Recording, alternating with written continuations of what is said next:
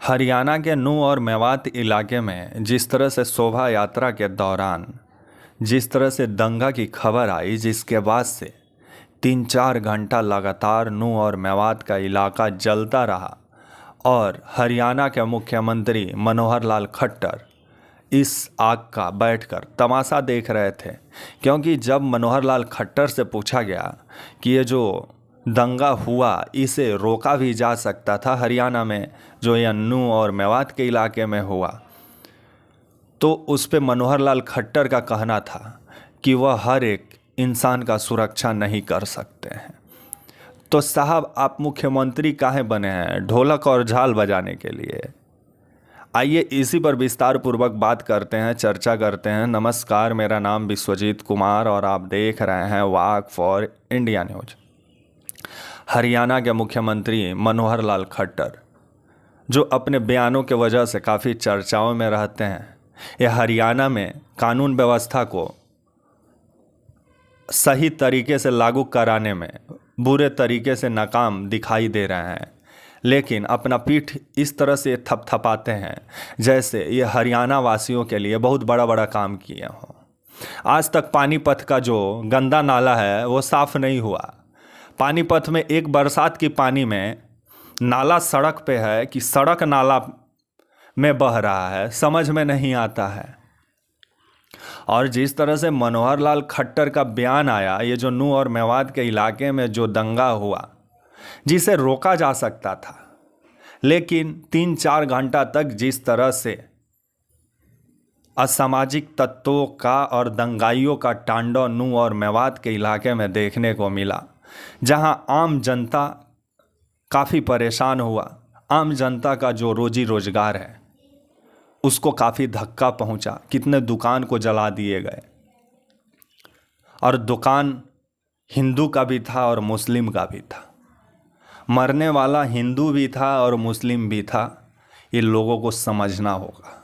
जिस तरह से राजनीतिक पार्टियां आपको वोट बैंक के लिए धर्म मजहब में बांटकर अपना राजनीतिक हित साध रही हैं, इसे लोगों को समझना होगा। मनोहर लाल खट्टर जो मीडिया से बयान देते हुए वो कह रहे थे कि वह हर एक नागरिक का सुरक्षा नहीं कर सकते हैं, तो आप साहब मुख्यमंत्री क्यों बने हैं? जब आप मुख्यमंत्री पद का शपथ ले रहे थे तो उस समय तो आपने ये भी कसम खाया था कि हम हर एक नागरिक का सुरक्षा का गारंटी लेते हैं। तो आपका सुरक्षा का गारंटी कहां चला गया साहब?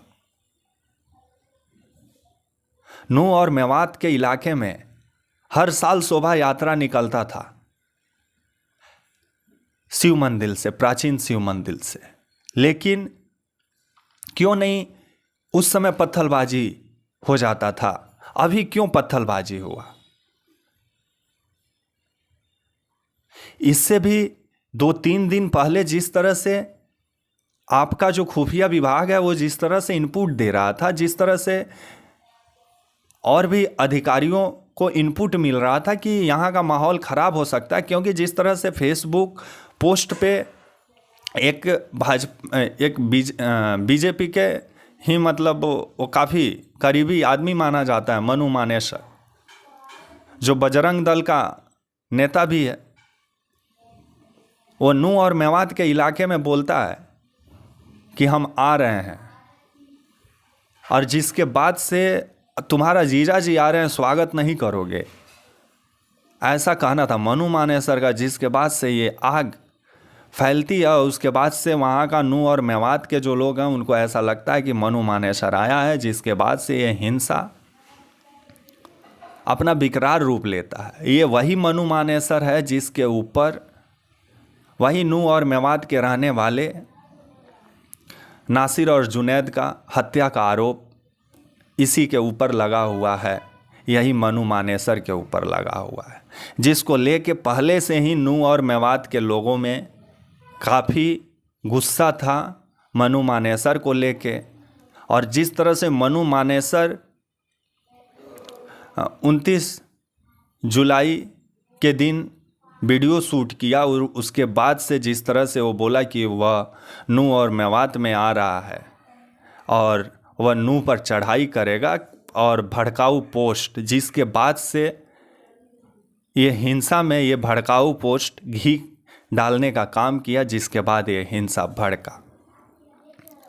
लेकिन पुलिस और प्रशासन इस हिंसा को रोकने में पूरी तरीके से नाकाम दिखाई दिया।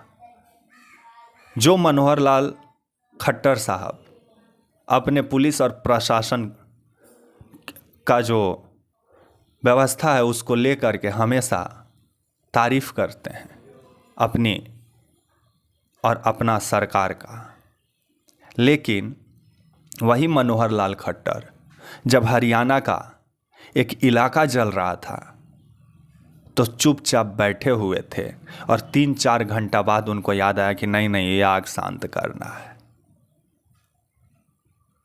इससे भी पहले आपने गुरमीत राम रहीम बाबा एगो है, उसका भी नाम आप लोगों ने सुना होगा। और जब जब हरियाणा में चुनाव आता है तब तब मनोहर लाल खट्टर की सरकार उसे पेरोल पे बाहर ला लेती है, क्योंकि वो वोट बैंक का सबसे बड़ा जरिया है। अच्छा खासा हरियाणा में उसका मतलब भक्त लोग हैं, जिसके ऊपर बलात्कार का आरोप लगा हो, जो सज़ा काट रहा हो। हम और आप चाहें कि जेल से पेरोल पे बाहर आ जाएं तो बहुत मुश्किल है, नहीं आ सकते हैं, 20 तरह का हमें सबूत देना होगा।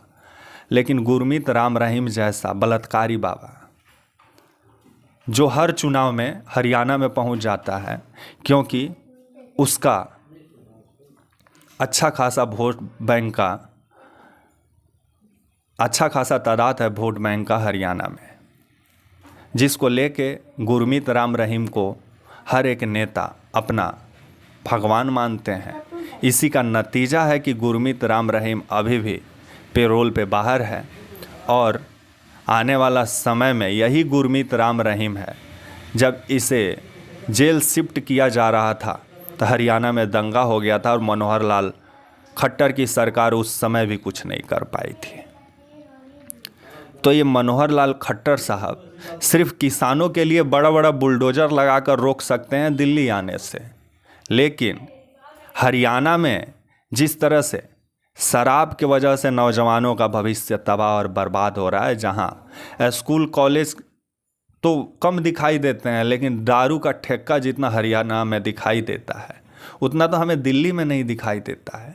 अब दिल्ली से जब हरियाणा में प्रवेश करते हैं तो इस तरह से बोर्ड दिखाई देता है हरियाणा में, जिस तरह से भागवत गीता का कहीं कथा चल रहा हो कि 10 रुपये में ठंडी बियर, 20 रुपये में महंगी बियर। क्या चल रहा है भाई? आप राज्य को कहाँ ले जा रहे हैं?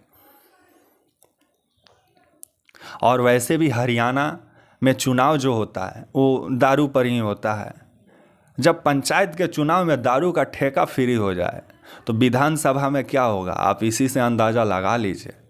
और जिस तरह से नूंह और मेवात के इलाके में जो हिंसा हुआ, जिसमें 6 लोगों की मौत की भी खबर आ रही है, 2 पुलिस वाले भी मरे हैं, 100 से ज़्यादा गाड़ियों को जला दिया गया है, जान माल का सबसे ज़्यादा नुकसान हुआ है। इसको लेकर के मनोहर लाल खट्टर साहब को सोचना चाहिए, क्योंकि आप एक राज्य के चुने हुए मुख्यमंत्री हैं और आप हिंदू के भी उतना ही मुख्यमंत्री हैं जितना हिंदू के लिए भी आप हैं और मुस्लिम के लिए भी आप हैं, क्योंकि एक राज्य के आप प्रधान हैं। तब तक के लिए आप मुझे इजाज़त दीजिए और आप हमारे channel walk for India news को प्लीज़ लाइक और सब्सक्राइब और शेयर करना ना भूलें। तब तक के लिए नमस्कार।